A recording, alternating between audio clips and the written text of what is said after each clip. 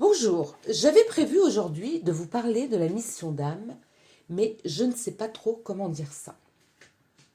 J'ai dû changer mes plans, et je le ferai en dehors du programme des 21 jours pour tout changer. Une petite voix intérieure et une synchronicité m'ont fait comprendre qu'il y avait un sujet plus crucial à aborder et en phase avec l'objet même de la création de cette chaîne, Les Anges en parlent. C'est donc de manipulation spirituelle dont je vais vous parler. Nous sommes dans le creux de la vague, dans un changement d'air et nous vivons dans un tumulte sans précédent.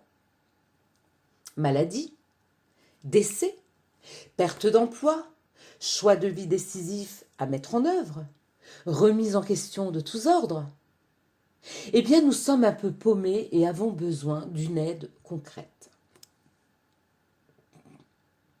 C'est sur le chemin de la spiritualité que beaucoup d'entre nous se tournent et cherchent des interlocuteurs pour les accompagner. À l'ère d'Internet, il n'a jamais été aussi facile de trouver des thérapeutes de tout poil. Des chamans, des personnes qui pratiquent le channeling, l'ouverture d'un canal pour mettre en relation un défunt et un vivant, des médiums, des voyants, des guérisseurs, des magnétiseurs, des personnes pratiquant des guidances, etc. La liste est très longue. En tout cas, on cherche des personnes plus éveillées que soi qui, si on n'y prend pas garde, peuvent nous manipuler de manière consciente ou non. Je ne remets pas en cause la sincérité de la plupart d'entre elles, mais sachez qu'elles sont également sur leur chemin d'éveil et que leur ego peut prendre le dessus. Si elles vous affirment qu'elles sont éveillées, en vous démontrant verbalement ou par leur attitude qu'elles vous sont supérieures, c'est encore leur ego qui parle. Si au lieu de vous donner des outils pour vous accompagner dans votre cheminement ou pour vous permettre de chercher en vous des réponses, elles vous délivrent des messages qu'elles auraient canalisés pour vous, prudence. Prudence aussi si au fond de vous, vous sentez qu'il y a un truc qui cloche. N'oubliez pas que votre meilleur guide est en vous et il vous renvoie un message. Écoutez-le. Gardez votre libre arbitre et votre discernement. Si ces personnes vous demandent de l'argent ou des faveurs sexuelles, refusez. Je ne parle pas des thérapeutes, qu'ils soient énergéticiens, coachs, médiums, voyants ou autres, qui annoncent le prix en amont de leur séance car il vous est possible d'accepter le deal avant et de prendre ou de laisser ce qu'ils vous ont dit ou fait en termes de soins ou d'accompagnement.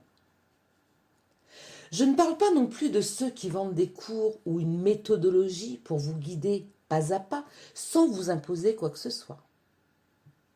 Au moment où vous acceptez de signer, vous connaissez le prix et la formation est clairement détaillée dans un sommaire.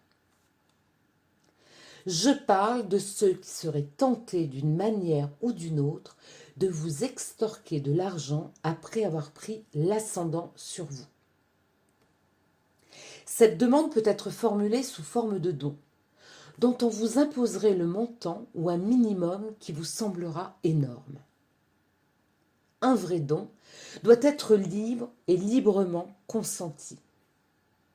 Certaines personnes qui font des guidances générales sur Internet ont un espace don sur leur site et les gens qui les écoutent donnent ou pas. Ça, c'est légal et je ne vois absolument rien à y redire. Si, à l'approche d'une séance, vous êtes mal à l'aise, vous avez des nœuds dans le ventre ou à la tête, prévenez et renoncez.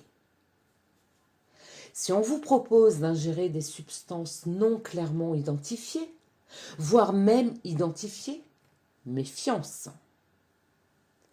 Si vous vous sentez tout petit devant cet interlocuteur, ou si vous êtes en admiration béate, ce n'est pas bon signe non plus.